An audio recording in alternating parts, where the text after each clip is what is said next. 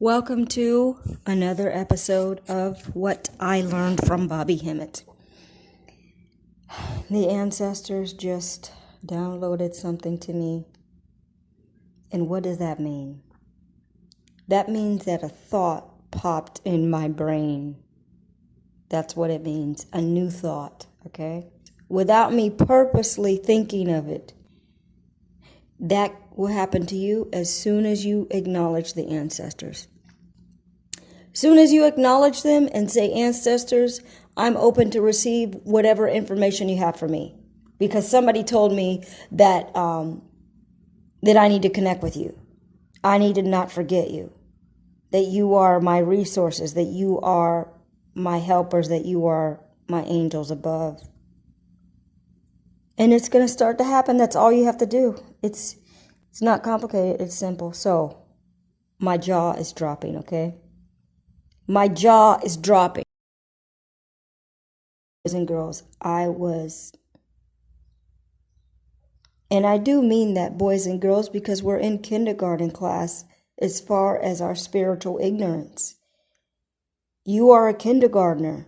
You are a pre-K kid. Completely, totally ignorant. They will believe whatever you tell them. The elite are the grown-ups that have grown in some kind of knowledge. Everyone else is a child because they hide it all from you. They hide it and they give you a kindergarten version of something that is metaphysical beyond knowledge. But see, no, I'm pausing because of the magnitude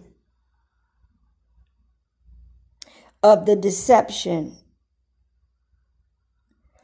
is so gargantuan that you are light years, if there's such a thing, but only by a spiritual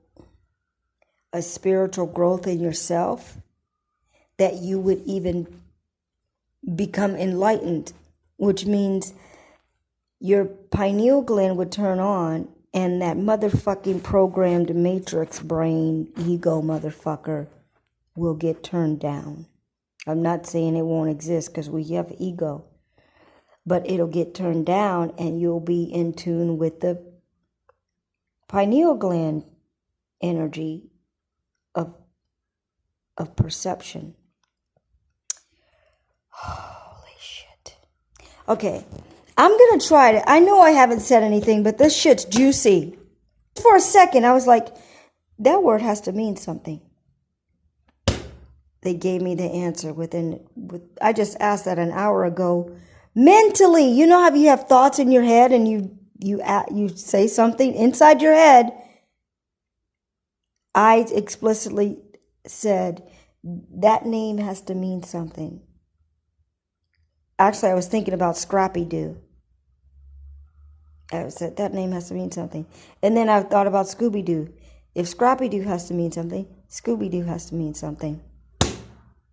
The answer, I'm going to try to be very slow and I'm going to let you guess what the fuck Scooby Doo means. And you got to have Bobby Hemmit knowledge. You got to have the gnosis of Bobby Hemmit. All right. So number one, boys and girls, what animal is Scooby Doo? What animal is Scooby Doo? Number two, boys and girls, in the Egyptian pantheon of deities, what deity is just like Scooby-Doo? What deity is in Scooby-Doo's family? Question number three, boys and girls. How do you use the word do, D-O-O? How, because I don't want to say the word redundantly, how can you use? How is the word D-O-O spoken about? You're a child. How do you use the word D-O-O? Do you put it together twice? If you put that word together twice, what does it mean? Question number 4 or whatever, boys and girls. Boys and girls, what does Uncle Bobby say about the word S-O-O-T? S-O-O-T, it has a similar meaning to another word, boys and girls. Do you know what that is, boys and girls? It's one of the bad words that you've been told that it's a bad word, boys and girls. A word that you have been told is a bad word is another word for D-O-O times 2. Put that card on the table, boys and girls. If you're still not getting it, boys and girls, Uncle Bobby has said a lot of things. Now, there's a name called S-A-T-A-N, boys and girls. Put that card on the table. Next point. Your ancient Kemetic language, boys and girls, Metaneter, it didn't have vowels, boys and girls. So let's take away the vowels from S-A-T-A-N.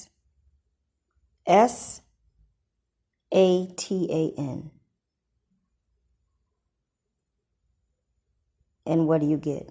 You get S, T, and N. Put that card on the table. Let's look at another word that is just like S-A-T-A-N, and that is S-H-A-T-A-N. Take away that, boys and girls. Take away that. S-H-A-T-N.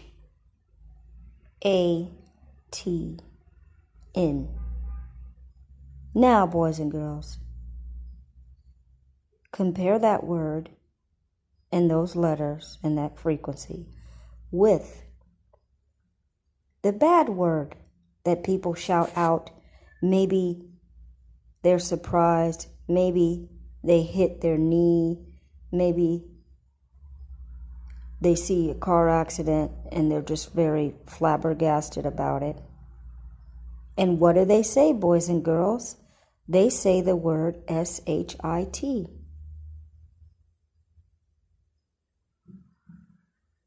S-H-I-T. Let us pause for 1 minute, boys and girls, because the next connection you have to have learned from Uncle Bobby. So I'm going to tell you a story about the beetle, boys and girls. The beetle, do you know the deity name for the beetle? The ancient Egyptian deity name for the beetle? The God energy name for the beetle? Khepri? Something similar like that. We're talking about the deity beetle, okay?